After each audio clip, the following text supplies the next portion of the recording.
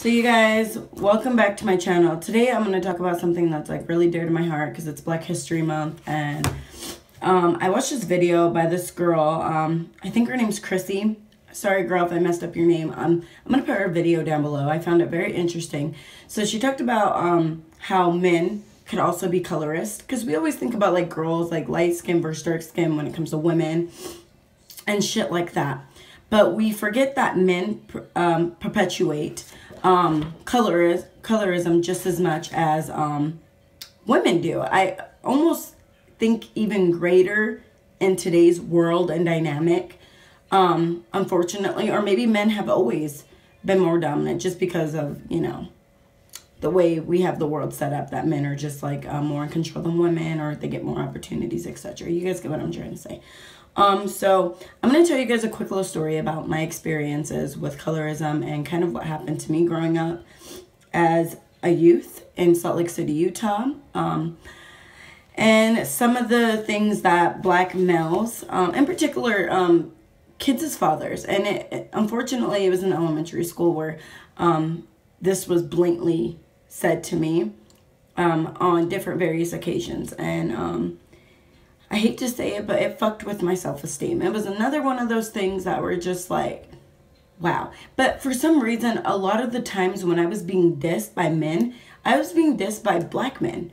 Men that I thought were supposed to have my back. I thought that would be sexually attracted to me, etc. But it just happened to not be like that. For some odd reason, I was being discriminated against a lot of the times. Would you call it discriminated? Or would you call it, I don't know, maybe I'm not using the proper terms. Maybe it's not even discriminated. Maybe it was just like judged, because they were colorist, by the color of my skin. So I wouldn't necessarily, it's not really racism. It's more discrimination against, I don't know if I'm saying this right. I just am trying to be as politically as correct as I can be as possible. But for some reason, these men did not want their sons to date me. So I'm going to talk about, I think I was in like 5th grade when this happened, and me and my friend, and I wonder if she remembers. I'm going to actually message her after I'm done making this video and see if she remembers this, because we actually, I don't know if we walked or we took our bikes, because we lived in this apartment complex on like 5th East. If you're from Utah, a lot of my viewers are from Utah, that's why I say on like 5th East.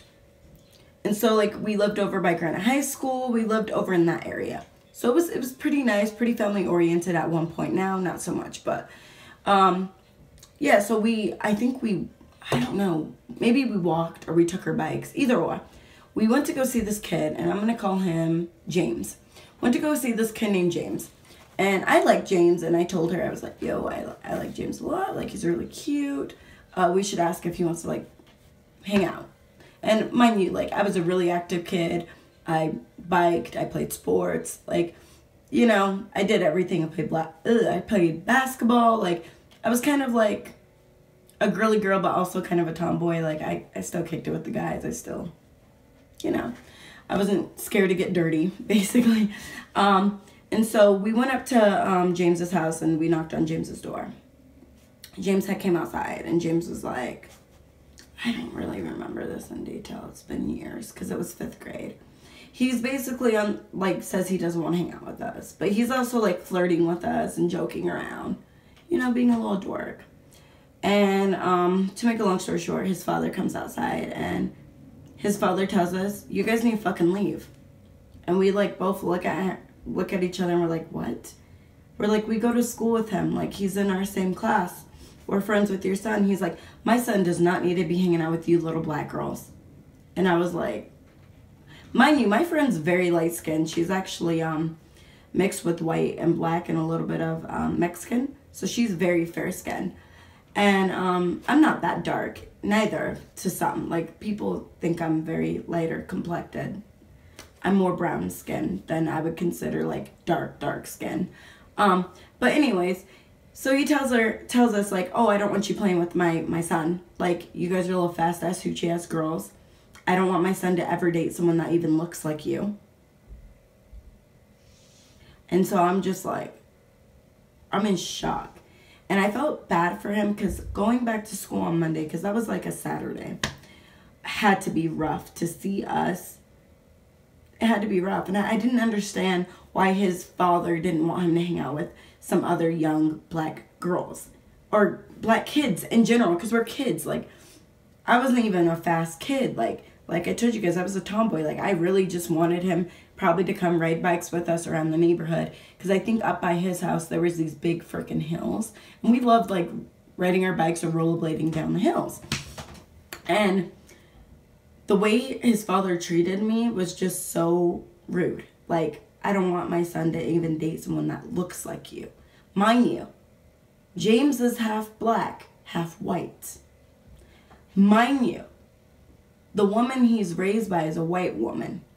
So he's subjected, you know, to think that white is better in a sense because his father is pushing this colorism down his throat. I'm with the white woman. I expect you to be with the white woman. Do you want your kids to have nappy hair? You want your kids to look like that black girl Jasmine? That's how I felt taking and kind of thinking about this today with the knowledge I have and stuff like that. Like, he really just didn't want his son to even be seen with a girl like me. Because I bet you if I was just the molly little white girl that lived up the street, he would have been able to play with her. And he wasn't able to play with me. And I think if my friend would have came alone, because by the way, she's very light complected, it may have been different. It may have been different. And his father prohibited us from playing. I never hung out with him outside of school. I barely even talked to him during school because I started to realize that I wasn't what his family thought was acceptable to even like. Because, you know, by 5th grade and 6th grade, people have little boyfriends. I never had a little boyfriend. People didn't really find me approachable. Not even the black boys. They wouldn't talk to me either. And this went all the way up to high school. Black men never socialized with me. They never talked to me. They never asked me out on a date. I was never asked to school dance. Nothing. Nothing. But let's go back to elementary real quick. And it happened again with the kid we're going to call Aaron.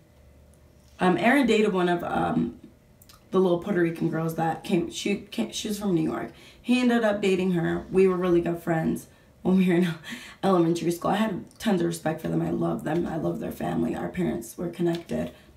You know, whatever. But I have known Eric for before she had came to New York. And I always had like a little crush on him. To make a long story short, I think this was during when we were in high school. Facebook was really popping after MySpace.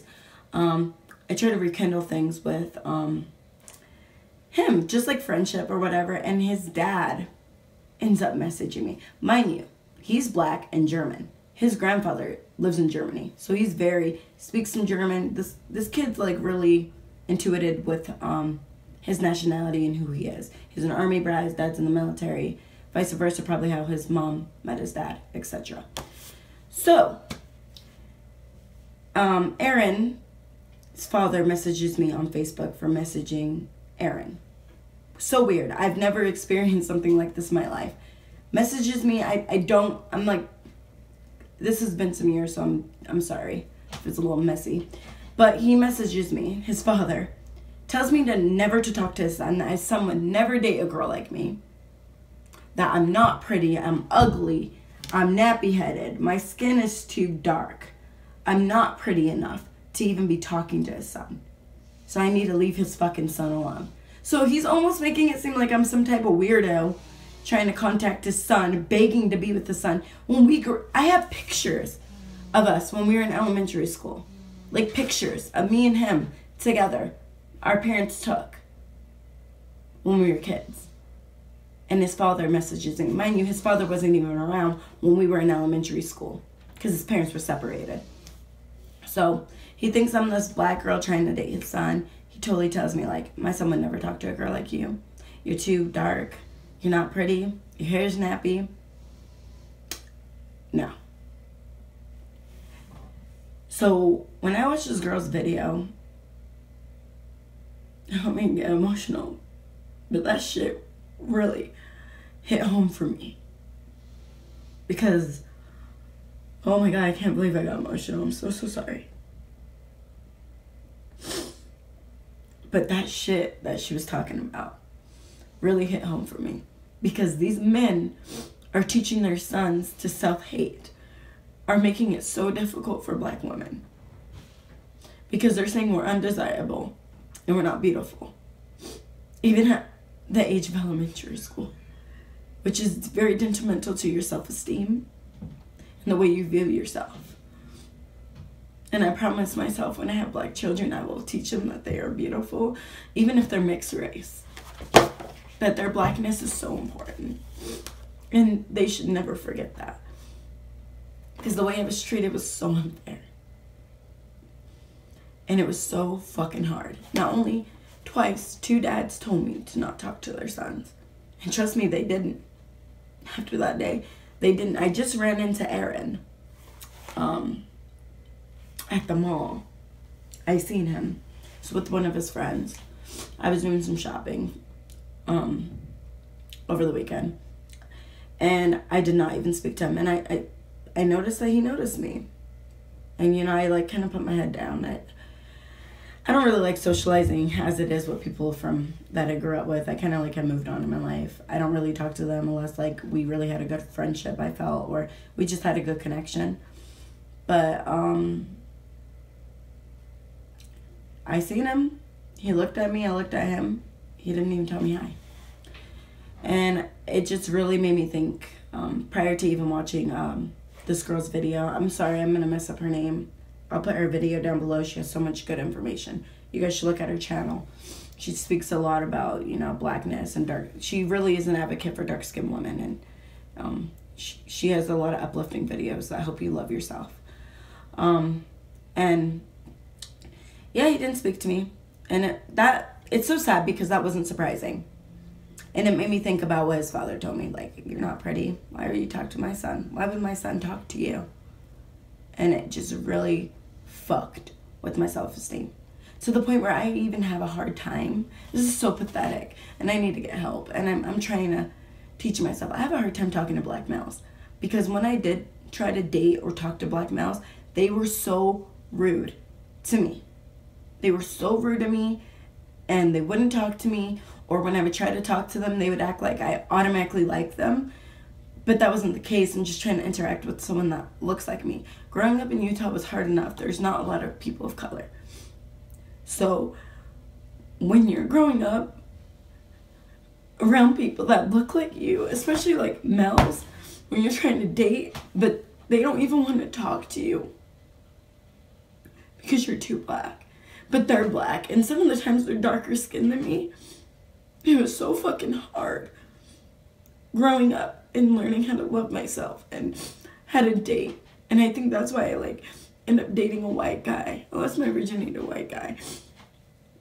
And all this other shit because like there's just a lot. And I think colorism really played a role in how I viewed myself. And the reason why I permed my hair quickly, as soon as my mom said I could chemically relax my hair, I did so because I noticed that people would tease me because of my hair, because it was coarser, and my mom would do like little braid styles and I would rock an afro and they would tell me like, oh, your hair looks different or your hair looks weird. You know, even the white kids, to even like my black boys, like they would not even have my back to be like, that's like black hair. Except shout outs to my cousin Kevin, because when we got to junior high I ended up realizing, because my family's big here in Utah on my mother's side, that my cousin Kevin, he ended up telling me, he was like, I used to wear my hair flipped out, kind of like how Halle Berry used to. In some of her films, so she wears it flipped out. That's how I used to wear my hair. And I remember this guy was teasing me, and he was like, it's a black thing. And I love him for that. He's like, she wearing her hair flipped out, it's a black thing. You don't know nothing about this. And he really had my back, and I love you, cousin Kevin. Thank you. You made me feel so good. And yeah, so it really affected me. So like black men do perpetuate colorism. Almost, I hate to say it, more than black women. I'm sorry. Black men, I know that some of you guys are going to come for me maybe in the comments, but it's the truth. From my experience, I got it mostly from you guys. That, like, I could handle, like, the girls, the light-skinned girls. They didn't really, honestly, we didn't really even have issues like that. I didn't really have issues with light-skinned women. Like, we got along, and a lot of them were, like, really into their blackness. So I never really felt like there was an issue. But black men were really harsh growing up. They would not date you. And even in college sometimes, like, it's just so strange. Like, I figured out now, like, there's a few black boys. Shout outs to all the ones, like, on Salt Lake Community College right now. They're very young. They're, like, 18, 19.